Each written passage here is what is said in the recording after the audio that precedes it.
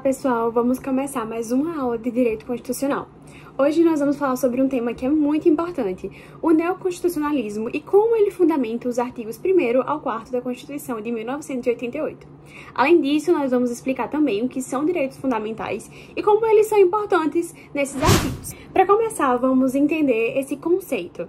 O que é neoconstitucionalismo? A gente pode dizer que ele veio como uma nova forma de pensar o direito constitucional após a Segunda Guerra Mundial.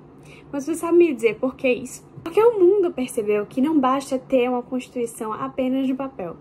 É preciso garantir que os direitos fundamentais sejam respeitados e aplicados. Segundo o professor Marcelo Novellino, essa nova fase do constitucionalismo, chamado de neoconstitucionalismo ou constitucionalismo contemporâneo, tem como marca central a dignidade da pessoa humana e a força normativa, juntamente com a judicialização da política. Bom, e foi assim que a sociedade se deu conta da importância da dignidade da pessoa humana da pior forma. Foi no período da Segunda Guerra Mundial em que ocorreram os regimes totalitários e a humanidade passou a criar repúdio a todo esse terrorismo, vendo a necessidade da dignidade da pessoa humana e o quanto ela precisava ser assegurada de uma maneira eficaz. E foi a partir daí que os princípios constitucionais como igualdade, liberdade e dignidade ganharam status de norma jurídica. E assim, o judiciário passou a ser protagonista em concretizar esses direitos, podendo até exigir do Estado políticas públicas. E é assim que o modelo neoconstitucionalista vai além das regras escritas. Ele exige compromisso com os valores da Constituição, a justiça social e os direitos da população. Agora que já entendemos o neoconstitucionalismo, vamos falar dos protagonistas dessa teoria, os direitos fundamentais. Os direitos fundamentais são aqueles essenciais para garantir a dignidade da pessoa humana. E não é na Constituição de 1988 que eles surgem, na verdade, eles têm uma longa história.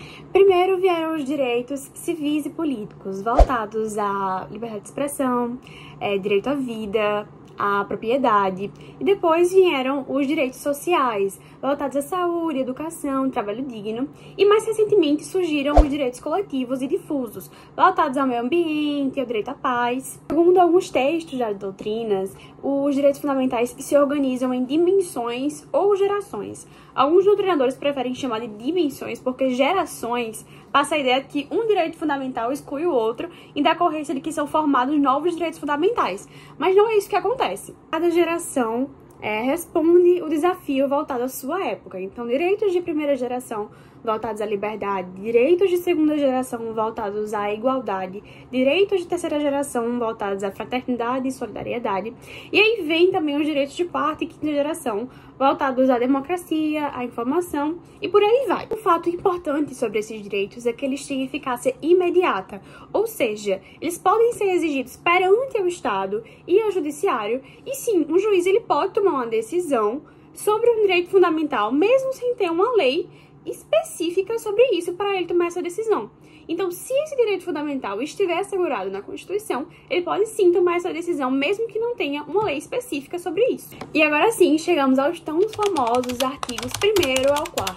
Eles estão previstos lá no título 1 da Constituição e são os princípios fundamentais. Eles são a base da nossa República. Eles também são considerados como a alma da nossa Constituição e orientam toda a interpretação do restante do texto. Então vamos passar por eles? A dignidade da pessoa humana, por exemplo, não pode ser vista como um ideal filosófico distante. Ela é um critério jurídico real. E o neoconstitucionalismo, ele reforça isso. Então, princípios como esses orientam leis, decisões judiciais e políticas públicas. O artigo 1º afirma que o Brasil é uma república federativa, sendo formada pela união de estados, municípios e Distrito Federal, e que se constitui por um Estado democrático de direito. Aqui a gente já tem uma evolução clara. O Estado de Direito é uma herança do constitucionalismo liberal, que surgiu lá no século XVIII, através das revoluções francesa e americana. Ele se baseia pela limitação do poder estatal através das leis, a separação de poderes e também o respeito aos direitos civis e políticos, como propriedade e também liberdade. Mas aqui nós podemos perceber que o texto vai além. Ele enfatiza que o Brasil é um Estado democrático de direito. Ou seja, ele não só respeita as leis, mas busca também promover uma justiça social com participação da população e inclusão. E isso já é uma influência do constitucionalismo social que surgiu lá no século XX com as desigualdades que foram provocadas pelo modelo liberal. Além disso, O artigo 1º elenca 5 fundamentos: a soberania, a cidadania, a dignidade da pessoa humana, os valores sociais da livre iniciativa de trabalho e o pluralismo político. O artigo 2º trata da separação de poderes: o poder executivo, legislativo e judiciário. Esse é um princípio que parte do constitucionalismo liberal, inspirado em Montesquieu, que defendia que os poderes deviam ser divididos para evitar abusos. Esse modelo continua até os dias atuais, mas agora, no neoconstitucionalismo, essa separação não é rígida, até porque os poderes eles precisam dialogar e cooperar entre si para que garanta esses direitos fundamentais. Então é possível sim que o judiciário interfira no poder executivo ou legislativo se eles falharem em garantir esses direitos. O artigo 3 lista os objetivos do Estado brasileiro, e aqui nós podemos ver claramente uma influência do constitucionalismo social. São eles construir uma sociedade justa, livre, solidária, erradicar a pobreza e a marginalização, reduzir as desigualdades sociais e regionais, promover o bem de todos sem preconceito de origem, raça, cor, sexo, idade ou qualquer forma de discriminação. Por fim, o artigo 4 trata dos princípios que regem o Brasil nas relações internacionais, e aqui se destacam alguns: a prevalência dos direitos humanos, a autodeterminação dos povos, a não intervenção, o repúdio ao terrorismo e ao racismo e a integração da América Latina. Esses princípios colocam o Brasil como um país comprometido com a paz, os direitos fundamentais e a solidariedade dos povos. De novo, vemos a combinação do constitucionalismo liberal, que preza pelos direitos individuais, e o constitucionalismo social, que busca pela fraternidade e respeito entre os povos.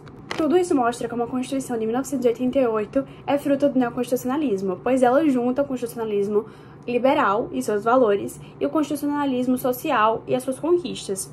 E, além disso, transforma esses princípios em normas que têm força jurídica. Para entender como esses princípios se aplicam na vida real, a gente vai olhar um caso concreto que aconteceu recentemente, que é a Operação Acolhida. Ela foi criada para receber milhares de refugiados venezuelanos que vieram do seu país fugindo da fome, da violência e da crise política que passava por lá.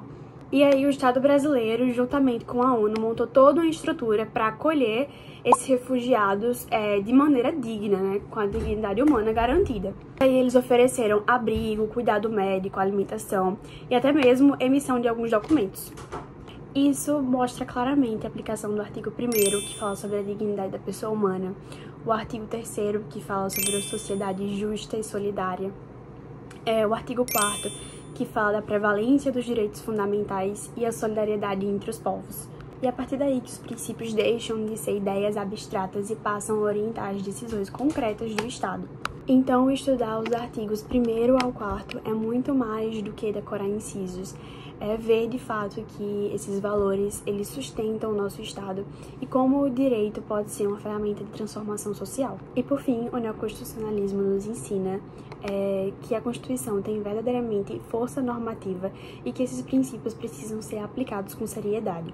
A dignidade da pessoa humana é um imperativo jurídico e não apenas retórico.